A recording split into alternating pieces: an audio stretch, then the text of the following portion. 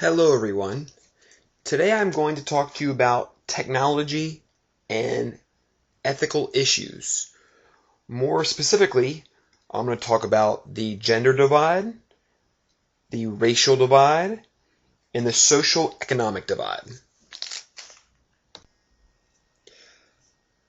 Let me start off with talking about the social economic divide. Nearly 98% of Americans may have access to the internet. That's the good news. The bad news? 1 in 4 does not have access to it at home. The benefits of technology are very unevenly distributed. Higher income households are far more likely to have internet at home. The more wealthy have the internet at rates of nearly 80 to 90%, while your lower medium income families only have the internet at rates near 50%. So, do you think a poor 26-year-old, let's say they make around $25,000 to $30,000 a year, is more likely to have internet access at home than a rich 90-year-old, let's say that brings in over $90,000 a year? The correct answer is that 90-year-old is far more likely to have home internet access than the 26-year-old. So guess what? This is also the case for households with higher levels of education. Simply put, less than half of the households where the head of the household didn't graduate from high school had a home internet connection. Now let me also talk about the race divide. Native Americans, African Americans, and Hispanic households all trail Caucasian households by more than 10%. You will not even believe this. The likelihood to have a home internet connection varies based on where you live. In the PowerPoint presentation, I have added a link to show you an interactive map. This map actually shows you the digital divide, particularly between urban and rural locations. Look at the internet adoption rate in Washington, D.C. There is a considerable variation within the city, which is directly linked to household incomes. So you may be asking yourself, why does this matter? It matters because older, less wealthy, less educated, and people who live in rural areas have fewer choices and a slower internet connection.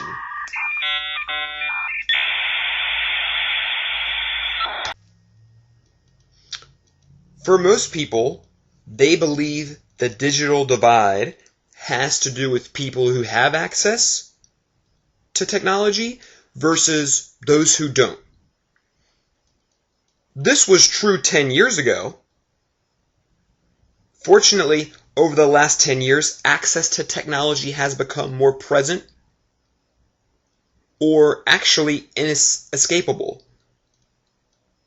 Laptop ownership between African Americans and Caucasians broke about even. The percentage of Hispanic and African American internet users rose actually 10%. A study done in 2011 showed that 83% of American adults owned a cell phone.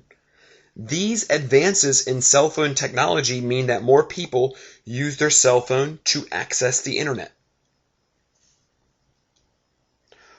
Another study reported that 51% of Hispanics, 46% of African Americans, and only 33% of whites use their phones to access the internet. So what does this mean? This means that the digital divide is completely different from what we may think it is. Studies show that most minorities use their cell phone for accessing email and the internet. This creates a entertainment versus empowerment problem. Simply put, filling out a job application on your phone or updating your resume on your Xbox would be extremely difficult. The digital divide has switched from an access issue to a kind of access divide. So, what do you think is the biggest predictor of internet use in a household? A study confirmed that household income is the greatest predictor of internet use. So, how can we fix this problem? Again, the problem isn't access. It is the kind of access. Comcast actually recently launched an Internet Essentials program, which is a low-cost internet service for families receiving free school lunches. Libraries also need to stay open later. Schools need to provide access to their labs after school hours. We need to help people understand what this divide looks like.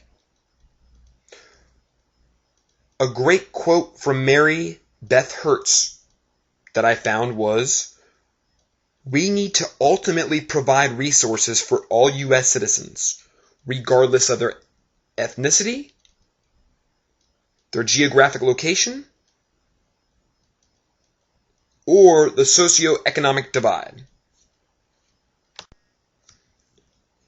In the 90s, the term digital divide described the have and the have-nots in terms of technology.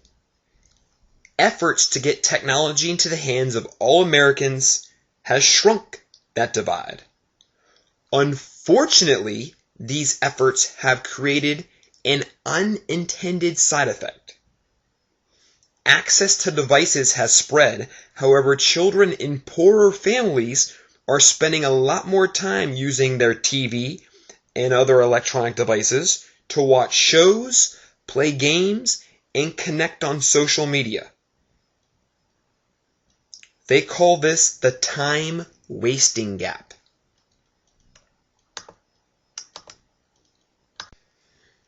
Parents often tell teachers that they have no idea how to monitor social media sites, such as Facebook. This new divide is such a big concern for the Federal Communications Commission that it is considering a $200 million proposal to create a digital literacy corps. These people or trainers would go to schools and libraries to teach productive use of computers, such as basic keyboard use, or even teach them how to apply for jobs online. This wouldn't be just for the students, it would also be for the parents. Chairman of the commission stated that digital literacy is so important, but bridging the digital divide also means teaching parents and students how to properly use technology. Here is a great example from a child in Oakland, California. Their home, where money is tight, has 2 laptop computers, an Xbox 360, and a Nintendo Wii. Plus, the 12-year-old has their own phone. Here's a quote from that child. "I stay up all night until like 7 a.m. in the morning," he said, laughing. "It's why I'm so tired on Monday." This leads to suffering grades and a low grade point average. If you just buy the computer and do not guide them, of course, these technology pieces will be misused. In rural America, about only 60% of households have broadband internet service. Here's a quote from Megan Halter from the New York Times. After a couple of days in rural Alabama, it is hard to complain about a dropped iPhone call or a video that takes a few extra seconds to load.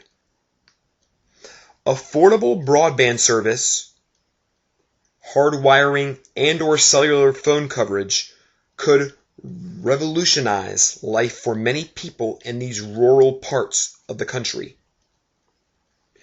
You may be thinking to yourself, how? Well, these people could pay bills online, shop online, and even visit and/or see medical care online. They could even work from home and take online college classes, something that we, who live in the Northeast, might take for granted. Sometimes a lack of cell phone or email access can have serious consequences. Emergency alerts for weather could potentially be missed. The library in Coffeyville, Alabama, is the only place with a fast internet connection. This attracts students and the unemployed during the day, and surprisingly at night, people stop by to check their email and Facebook after work. In many rural communities, once the library and computer lab close, there is only one place to turn for students without internet access at home. That is their local McDonald's. This is actually a funny side note.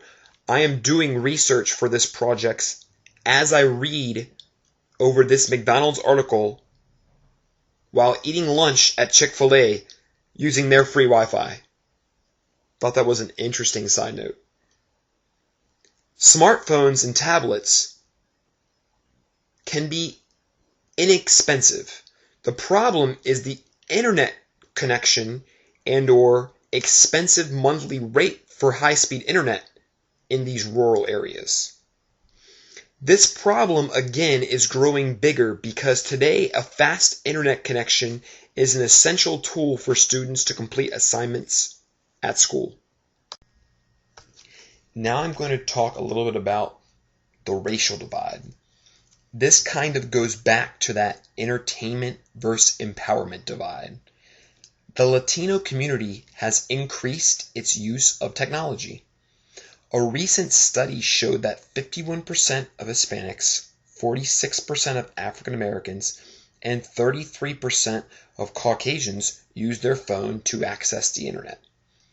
The numbers for using social media on their phones came out to 36% for Latinos, 33% for African Americans, and 19% for Caucasians. Basically, Latinos need to start using technology in a different way, not only for entertainment, but to help educate themselves. Here are 4 problems that the Latino population face with technology. First, buying a cell phone is cheaper than buying a computer these days. College and job applications are almost impossible to fill out on your phone. A solution to this problem is to educate the Latino population about the importance of having computer access. Problem number 2, entertainment needs to be restricted and limited. Technology needs to be used to communicate, collaborate, and develop critical thinking skills. The solution to this problem? Encourage and enable students to create media and to participate in collaborations with others around the world. Problem number 3 is the language barrier. Not mastering English closes many doors for immigrants. Many educational websites are offered only in English. This has created a true disadvantage for Hispanics. The solution to this problem is we need more educational websites. they need to be offered in Spanish, and low-cost language programs need to be offered to the Latin community. The last problem, there is little to none in terms of parental supervision. These parents either cannot or do not monitor their child's computer usage. A solution to this problem is educating the Hispanic parents. You can invite them to attend workshops. This will ultimately help them understand the importance of monitoring the websites that their young children are using. I found this particular topic and study to be one of the most interesting that I read. Here, Susan Newman, a professor at NYU, and Donna Solano, a professor at the University of Philadelphia, observe two libraries. Close your eyes and picture a library in a wealthy area and a library in a very poor area. Both of these libraries just received new computers, the latest software, and a high-speed internet connection. This was thought to have leveled the playing field for both of these libraries. After many hours of observation, their findings show the complete opposite. It is increasing the gap between the rich and the poor, between whites and minorities, and between the school-ready and the less prepared. Basically, affluent kids and poor kids use technology differently. This again goes back to that entertainment versus empowerment issue. There is also another technological inequality. This is called the gender divide. Research has shown that women lag behind men in the ownership of technology, including technology skills. Examples show that men own and use computers more than women. They also spend more time online and take more technology classes. Gender also shapes the construction of technology. For example, domestic technologies are strongly associated with women and femininity. I bet that you didn't know that 200 million more men than women have access to the internet worldwide. In most cases, this is in developing countries, parts of West Africa, and South Asia, for example. Barriers that these women face include cost, lack of digital literacy, lack of awareness of the internet's potential, and gender norms that limit them. Access is not the only challenge that these women face. In many countries, censorship affects women. Last year, it was found that in some Arab countries, they blocked feminist and lesbian literature online. Also, women's health and LGBT rights, including other forms of expression, were blocked.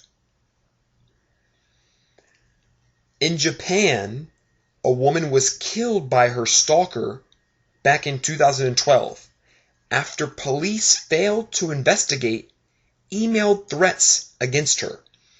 This was due to outdated stalking legislation that did not cover digital harassment. So how do we solve and/or fix these problems? Governments need to improve broadband affordability and availability for women. Education programs for women need to open up that promote literacy.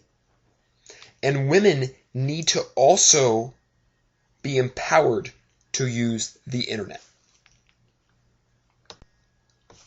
Arne Duncan, the U.S. Secretary of Education, kind of sums up this digital divide, including gender, race, and social economics, into one simple solution.